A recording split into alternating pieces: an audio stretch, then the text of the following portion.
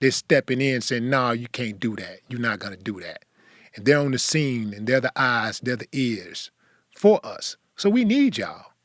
So if anybody's out there just putting a blanket statement out there that black cops are sellouts, no, you the motherfucking sellout. There you go. Because we need y'all. Yeah, man, you ain't finna change nothing from the outside. You got to get in there. Right. And I do think the more black cops that we have, the more appealing it's going to be to do the right thing by people, by our people. Because right now, for some black cops, they take the easy way out by acquiescing to racism. You know, they go along to get along. They get in the game and they say, you know what, it's easier for me to just roll with the punches and, you know, be part of the status quo as opposed to coming in and trying to change things.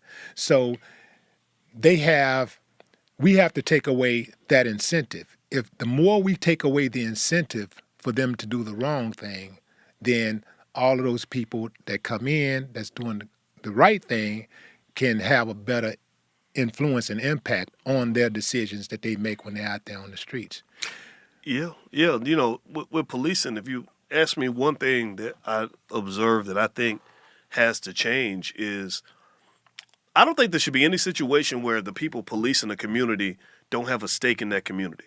You know, that are not from that community, that don't live there or have some connection, because you take better care of things that you own or you're connected to. You know, you don't have no respect. If you're coming from the suburbs and you're coming down to the hood, and the only time you come down to the hood is when something bad's happening, and you ain't got no respect for the things that we hold sacred in our community, then you are going to go in there and cause problems. You know what I Especially mean? when you've been taught that these are bad people. Right. And so you go in with that implicit bias. There you go. And that's when it becomes, in many cases, it becomes a racial occupation, where you got all these white police officers in a black neighborhood. The only reason they're there is because they are police. That's a problem, because you don't see examples where you see a whole gang of black men, you know, in police uniforms raiding houses in white neighborhoods. That does not happen. So that's where it becomes like a military occupation or like a type of oppression, right? So we need police. We need good police that are going to really do their job. I think that community policing definitely has to include that aspect of caring about the people and the places that you go. You know, I'm not going to police people that I have a connection to the same as I would somebody who's a stranger. Yeah, absolutely. Man, how does a guy who struggles with grades, you know, has poor performance at school, is told by his teachers that he isn't smart enough to go to college, and who they put into a special ed class, become a professor at a college and a millionaire? The public schools are terrible for black boys. Just terrible, man. I mean, you know, the statistics show this. And not only are public schools terrible for black boys, they're really terrible for America.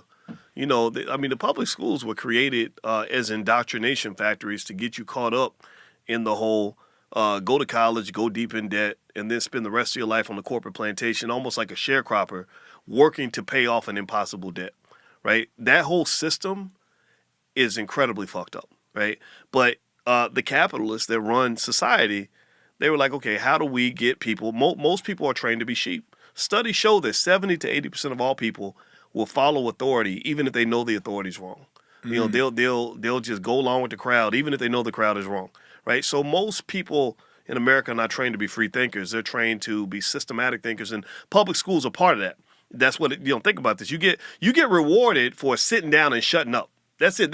If you just behave and just do what you're told, that's going to get you good grades. Get E in conduct. Right, and that's why most when they study like valedictorians, how many of those valedictorians go off and become millionaires and all that, it's a very low number because they're not trained to do the kind of creative thinking that you have to do to really be really successful in America.